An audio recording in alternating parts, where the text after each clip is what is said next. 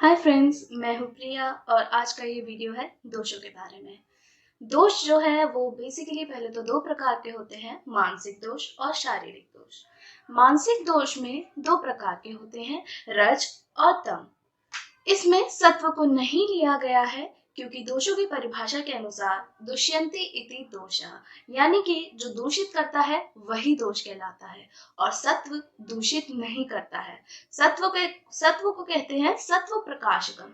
सत्व जो है वो प्रकाश है, वो दूषित नहीं करता है। तो मानसिक दोष में केवल रज और तम आते हैं। और दूसरे प्रकार का होता है शारीरिक दोष। शारीरिक दोष तीन प्रकार के होते हैं, वात, पित्त और कफ। अष्टांग हृदय सूत्र स्थान आयुष कामी अध्याय के अनुसार एक श्लोक भी है, वायु पित्तम कफश्चेति त्रयोदोषः समासतः। इसके अनुसार तीन प्रकार के दोष होते हैं शारीरिक, वात, पित्त और कफ। इन तीनों की ही साम्य अवस्था से शरीर का धारण होता है। इस वीडियो में हम मानसिक दोष और शारीरिक दोष या फिर मानसिक गुण जो है या शारीरिक दोष का आपस में रिलेशन पढ़ेंगे और इन सभी का महाभूतों से क्या रिलेशन है, रसों से क्या रिलेशन है, ये सब हम। तो दोष जो है वो होता है दो प्रकार का, दो प्रकार के।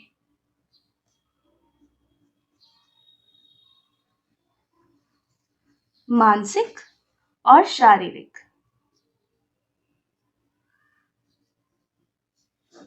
शारीरिक दोष में दो प्रकार आ जाते हैं, सत्व रज और तम। और शारीरिक दोष में तीन प्रकार के आ जाते हैं, वात, पित्त और कफ। इसमें हमने सत्व को नहीं लिया है। सत्व को क्यों नहीं लिया है? अगर हम सत्व को लेंगे तो इन्हें हम दोष ना बोल के मानसिक गुण कहेंगे। क्यों? क्योंकि दोष की एक कॉमन परिभाषा क्या होती है, दुष्यन्ति इति दोषः, यानी कि जो दूषित करता है वही दोष कहलाता है। और सत्व जो है वो दूषित नहीं करता है, सत्व केवल प्रकाश देता है। ठीक है, तम अंधकार होता है और रज जलोमय होता है। तम जो है वो अंधकार का कारण होता है और रज जो है वो जल गुण प्रधान होता है। सबसे पहले हम मानसिक दोषों के बारे में देखते हैं। मानसिक दोषों की या फिर मानसिक गुणों की उत्पत्ति कैसे होती है। पहले तो सृष्टि उत्पत्ति क्रम में सबसे प्रथम होता है अव्यक्त।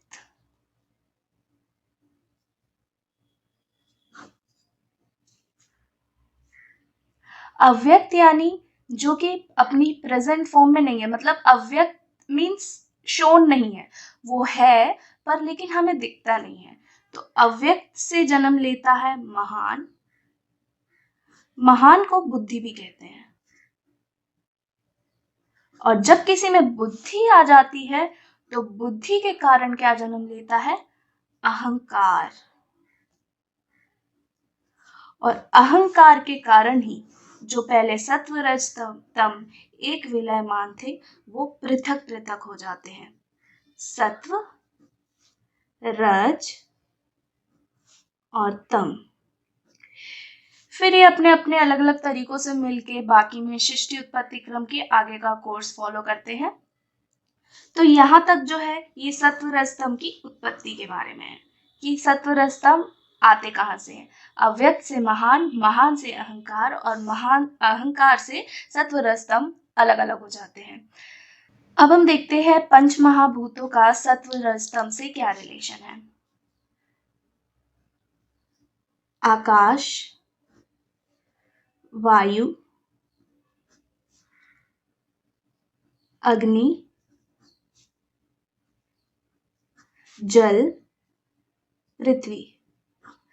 अगर हम इनको देखें तो इनका क्रम जो है वो गुरुता के अनुसार है, यानी नीचे नीचे जाते जाते जो है गुरुता बढ़ती जा रही है। भूजला अनिल तेजसाम आकाशस्य। ओके, तो अगर हम देखते जाएं तो नीचे जाते जाते इनमें गुरुता बढ़ती जा रही है। इसी से इनका जो है सीक्वेंस है, ये हमेशा इसी सीक्वेंस में याद रखे जाते हैं। तो आकाश में कौन सा मानसिक गुण जो है प्रधान होता है? वो होता है सत्व। वायु में होता है रज। अग्नि में होता है रज प्लस सत्व।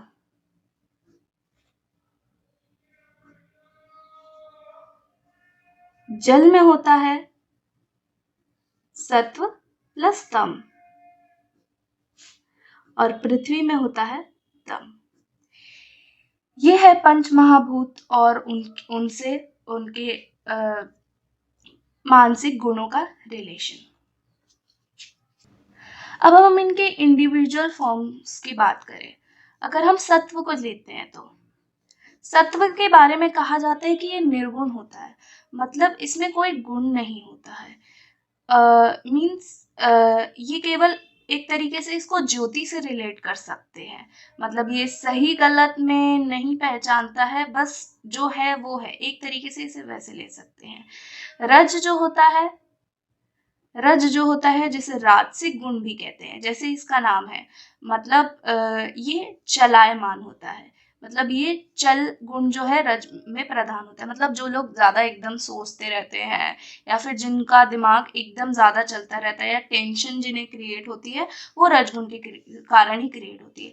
और जिन लोगों में स्टेबिलिटी पाई जाती है, मतलब काफी शांत स्वभाव से रहते हैं और उनके चेहरे पे एक मंद मुस्कान रहती है और एक तरीके का ग्लो रहता है, वो सत्व गुण वालों में होता है। रजगुण वाले यहाँ उल्टी तौर पे इधर उधर भागते ही रहते हैं। तम गुण वाले ये थोड़े आलसी प्रवृत्ति के इंसान होते हैं और आलसी प्रवृत्ति के इंसान होते हैं तथा इनमें बुद्धिहीनता भी पाई जाती है। तो ये था गुणों के बारे में। शारीरिक दोष के बारे में देखिए, वात, पित्त और कफ। सबसे पहले इनका मानसिक गुणों से क्या रिलेशन है, ये पता लगते ही इनका कुछ कुछ रिलेशन हमें पता चल जाता है। वात जो है वो रज से कोरिलेट करता है, मानसिक दोष वो रज के समान होता है। वात के गुणों में हमने पढ़ा भी है, तत्र रुक्षो लघु शीतक सूक्ष्म चलो अनिल। तो जो चल गुण है जो है वो रज के कारण ही वायु में आता है। पित्त जो है वो सत्व से रिलेट करता है, और कफ जो है वो तम से रिलेट करता है। तो ये मानसिक गुण और शारीरिक दोषों में रिलेशन है, ठीक है। अब इनका इंडिविजुअल कर्म क्या होता है? वात के लिए कहा गया है वा गति गंधनयो,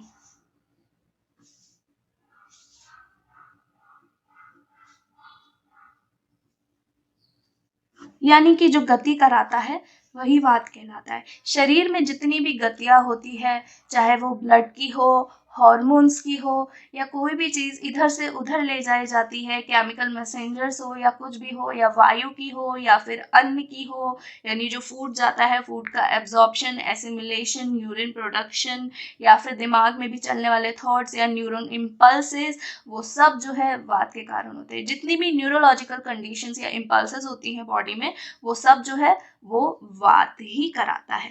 पित्त के लिए बोला गया है तप संतापे,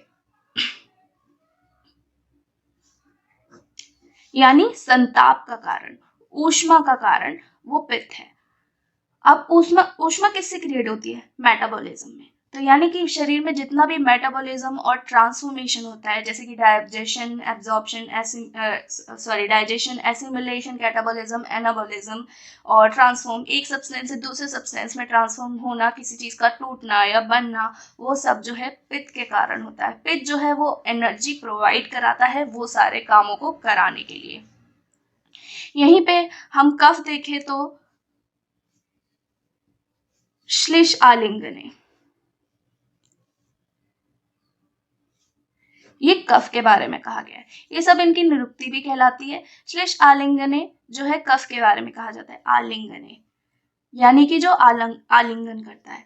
कफ का काम क्या है? बेसिकली सारे बॉडी पार्ट्स को, जितने भी अवयव है, एम्प्टी स्पेसेस मतलब जितनी भी मेम्ब्रेन्स हैं, आलिंगन यानी कवर करना। तो कवर करना किसका काम होता है? जितने भी फ्लूइड्स होते हैं, लिक्विड पार्ट या फिर जो है ऑयली स्ट्रक्चर्स जो होते हैं, सेरस फ्लूइड्स जैसे कि मेम्ब्रेन्स हो गए, बर्सास हो गए, जैसे कि हम साइनोवियल मेम्ब्रेन के बारे में पढ़ते हैं, या फिर जितनी भी मेम्ब्रेन्स होती हैं या कवरिंग, जैसे कि बेसमेंट मेम्ब्रेन जो है लंग्स में पाई जाती है, वो सब काम जो है किसका होता है? कफ का होता है।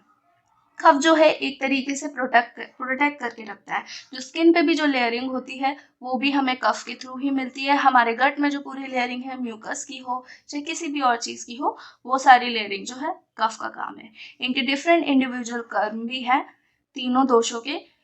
अब कहीं पे कॉन्सेप्ट ये भी आता है कि इन तीनों की वजह से ही शरीर बना हुआ है, तो इनको धातु क्यों नहीं कहते? क्योंकि धातु की परिभाषा क्या है? धारणात् धातवः।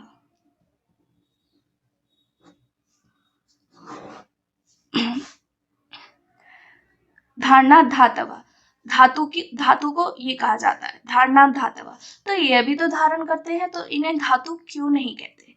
इसका रीजन ये है क्योंकि धातुओं का काम केवल धारण करना होता है और वो दूष्य भी होते हैं। दूष्य क्यों? यानी वो दूषित होते हैं। किन के थ्रू होते हैं? इन तीनों दोषों के थ्रू होते हैं। ये जो है वात पित्त कफ स्वयं को भी दूषित करते हैं और धातुओं को भी दूषित करते हैं। इस कारण से ही इनका नाम जो है, ये धारण तो करते हैं पर जो है धातुओं को दूषित करने के कारण इनका नाम दोष भी रखा गया है। यथा दुष्यन्ति इति दोषः।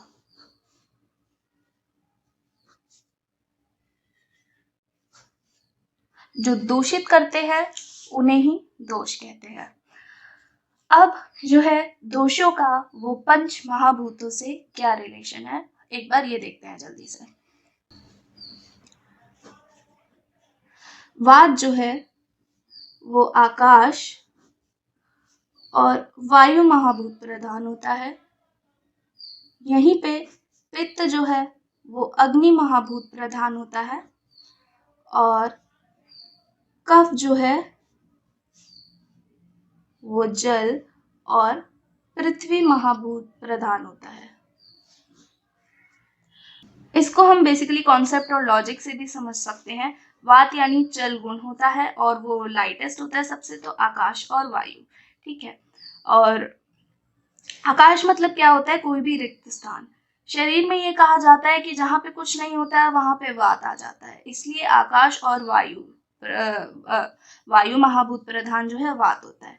पित्त तप संतापे यानी इसका तापमान से रिलेशन है, अग्नि से, फायर से रिलेशन है, तो इसलिए अग्नि महाभूत प्रधान है। कफ जो होता है वो गुरु होता है, आलिंगन करता है, उसमें स्निग्ध गुण होता है और शरीर का अवलंबन करता है, तो इसलिए ये जल और पृथ्वी महाभूत प्रधान हुआ। अब इन तीनों दोषों का हम 6 रसों, षड रसों से कंपेयर करके देखते हैं। षड रस कौन से बताए गए हैं? मधुर, अम्ल, लवण, कटु, तिक्त, कषाय। ये बहुत ज्यादा इजी है। इसके जो पहले 3 जो है रस वो कफ गुण प्रधान है, आखिरी के 3 जो है वो वात गुण प्रधान है और दूसरा, तीसरा और चौथा पित्त गुण प्रधान है। तो कहने का मतलब ये क्या है कि अगर हम ये 3 जो है इनका सेवन ज्यादा करते हैं तो हमारी बॉडी में कफ की वृद्धि ज्यादा होती है। अगर हम इन 3 रसों का अपने भोजन में ज्यादा सेवन करते हैं तो वात गुण की ज्यादा वृद्धि होती है। और अगर हम मधुर, अम्ल, लवण और कटु रस वाले पदार्थ ज्यादा खाते हैं तो हमारे शरीर में पित्त की वृद्धि ज्यादा होती है।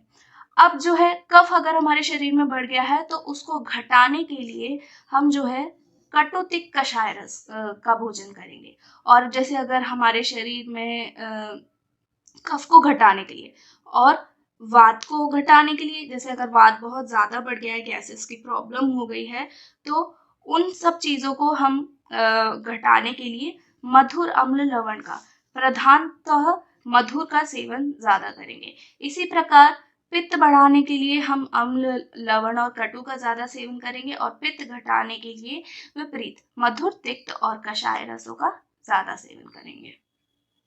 तो इस प्रकार थे ये दोष और इनका आपस में रिलेशंस।